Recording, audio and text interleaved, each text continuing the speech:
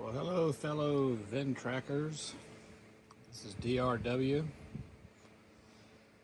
What I'm going to do is convert my slip bucket with a grappler on it. Now, this is my 4200 series 4231 turbo diesel, my 2011 model. It's got almost 1,200 hours on it. She's a little dirty right now, but anyway, get a little bath later. Have a blown muffler, which I've JB welded together until that one comes in. But anyway, on this tractor, I only have front remotes, 12 volt. And earlier this year, I put in rear hydraulics myself back here, and that supports the collection system I have, my RV602. Anyway, so I need another set of couplers here. Well, to do all of that, what I'm going to do is I'm going to have my bucket, use the front two, and then the two that are on the grappler, I'm going to fish down through here, use my rear remote, and go off one of the toggles here. I would like to maybe consider having 4 lines, all 4 come back here, and then I could oscillate these 2 back and forth and lift up and hook. But at this point I just want to see if it works. So I had them make me some lines to go to the rear, and we'll see if this turns out. So I gotta put the teeth on, gotta clean it up. Notice I got a little bend right there. Did that plowing snow. So let's see if we can get it cleaned up and get the teeth on and see if we can retrofit this in. Have my fingers crossed. Thanks. Alright, so what I did was I came in here with a one of these puppies and cleaned the front edge off and went ahead and put the teeth on. This is a 48-inch bucket, so we get 4 sets of teeth. Now, this isn't rocket science. I mean, yeah, in the illustration they have it going all the way to the edges and the ends, and I can certainly understand that, but as you can see, at this point I don't feel like going through any welding or doing anything else. We're just going to put these on, and you know, got them spaced evenly. I mean, and that's the way it will go. So these are, I understand, 3/8, and we will use a nice metal type bit to cut in there, and we'll get these placed in. All right. And so what I do is I just got a black Sharpie marker and just mark them, because the bit, which is one of these Bosch. This is a 1/2 inch, but anyway, that's what I'm using. Let's see how it works. Anyway, they doesn't quite fit right down inside there. You don't want to tear that all up, so I'm just going to mark them and drill some holes. I had to get a smaller bit, kind of like a pilot bit to start. This is a reverse bit that I use as a punch into the framework with a hammer, and then I came back with a smaller bit just as a pilot, and just checking to make sure I'm over top of these just right, and go in there and finish cutting the holes. I got the first set in. Again, this want the nuts up, because the bottom part, you know, that square in the actual bolt fit in, and you want it to fit nice and flat. So that's that way. All right, so continue on. Anyway, so I thought I'd try this, keep the alignment on these, and I am going to go ahead and use my bit, go straight down in there, because it didn't really tear them up like I thought, but I'm using this cobalt to hold it in place. Oh boy. Alright, we're getting along there. I forgot to mention that yeah, you want to put some oil on these metal as you cut into this. Have really good steel.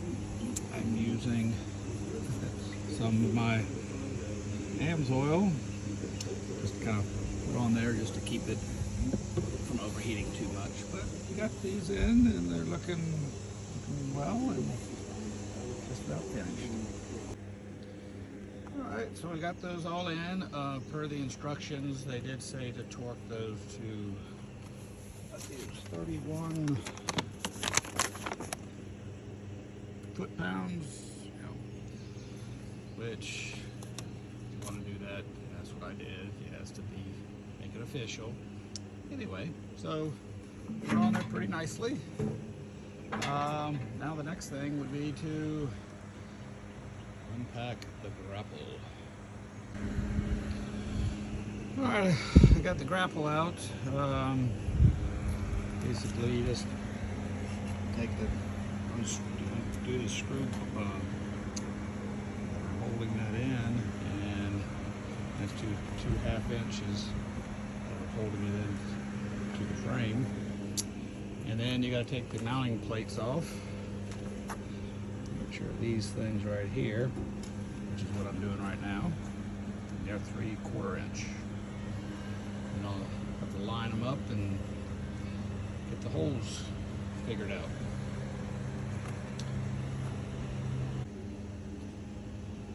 Alright, well, I got the grapple just temporarily tacked on there with, it's the only oldie clamp, but a goodie, but anyway, something more modern over here. Just trying to put this together. Again, this concern was where the hole is. It's right here. The hole for the one down here, I'm sorry, right there, comes right in. It's going to come right into this piece of steel.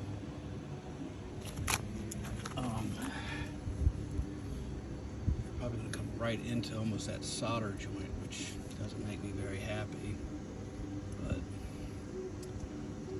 not much else I can really do.